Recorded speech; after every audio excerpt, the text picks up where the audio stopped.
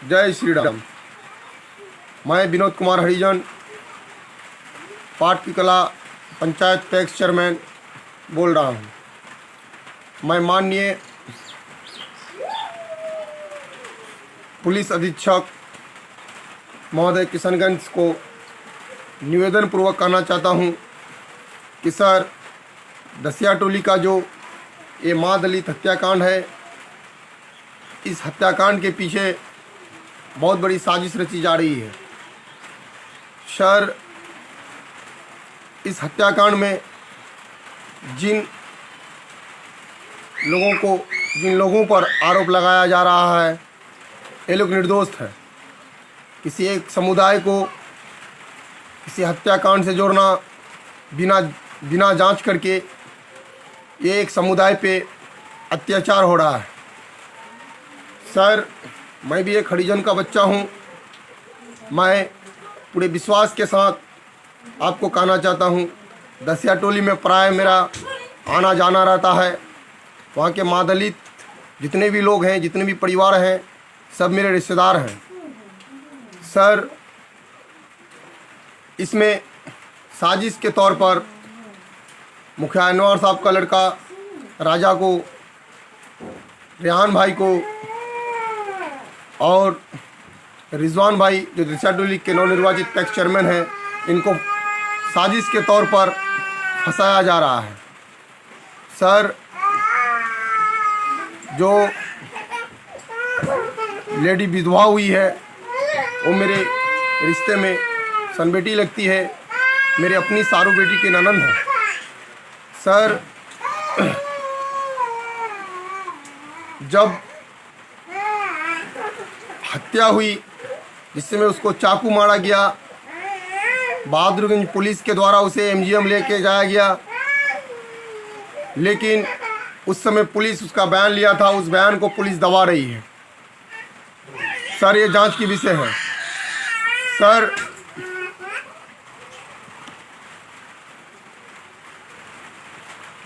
इसकी जांच होनी चाहिए।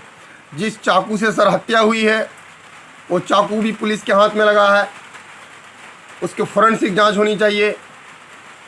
हम किसी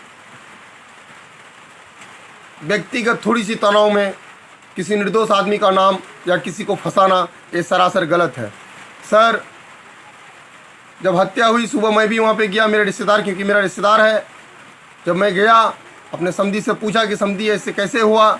मेरे समधी के वो अपने दामाद हैं, तो उन्होंने कहा कि पता नहीं समधी कैसे क्या हो गया।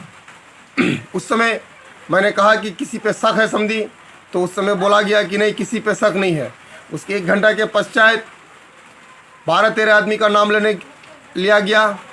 हर 2 घंटा 3 घंटा में बयान को बदला गया है सर। तो इससे पता चलता है कि किसी साजिश के तौर पर इन लोगों को फंसाया जा रहा है। सर, मेरे रिश्तेदार की मौत हुई है, दर्द मुझे भी है, मैं भी दर्द से पीड़ित हूँ, मुझे भी दुख है। लेकिन सर, मैं आपसे निवेदन पूर्वक कहना चाहता हूँ कि एक भी अगर उस माँ दलित टोला से मेरे रिश्तेदारों में, उस दसिया टोली में मेरे जो लोग रिश्तेदार हैं, एक भी आदमी को अगर आप पुलिस उठा लेता है और पुलिस अपने बल की प्रयोग करता है, तो मैं पूरी विश्वास के साथ कहना चाहता हूं सर, मैं पूरी विश्वास दिलाना चाहता हूं आपको कि वो दूध का दूध और पानी का पानी हो जाएगा। किसी निर्दोष आदमी जेल नहीं जाएगा। लेकिन सर, पुलिस जितना किसी निर्दोष आदमी को पकड़ने में जुटी हुई है, उतनी उसकी थोड़ी सी ताकत, थोड़ी सी अग्रसित अगर माँ दलित बस्ती में किया जाए, तो मुझे लगता है सर कि इस हत्याकांड का खुलासा हो जाएगा। ये एक साजिश के तौर पर लोगों को फंसाया जा रहा है।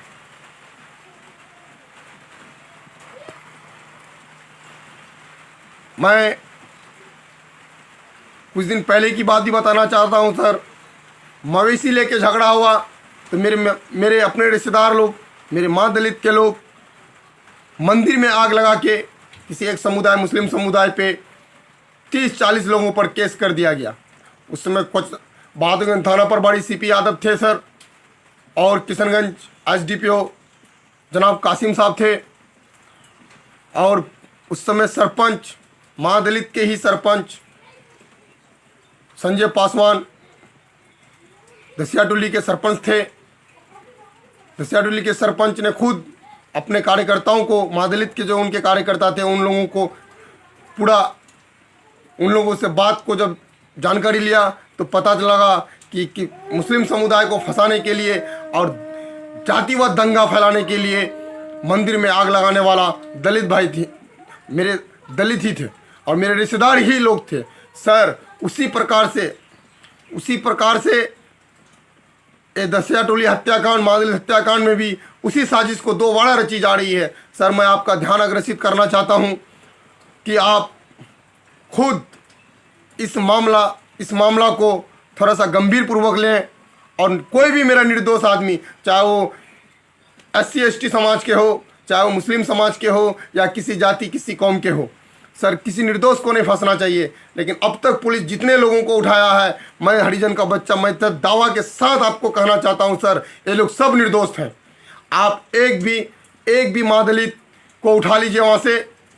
मैं बड़ी अफसोस के साथ भी कहना चाह रहा हूँ कि मेरे अपने जो रिश्तेदार हैं वहाँ पे, जो मेरे ब्लड रिलेशन में हैं, आप उनके परिवार से एक आदमी को उठा लीजिए, उनके परिवार से एक आदमी को उठा के 2 घंटा के लिए सर टाउन थाना लेके चल जाइए और उनसे पूछताछ कीजिए सर।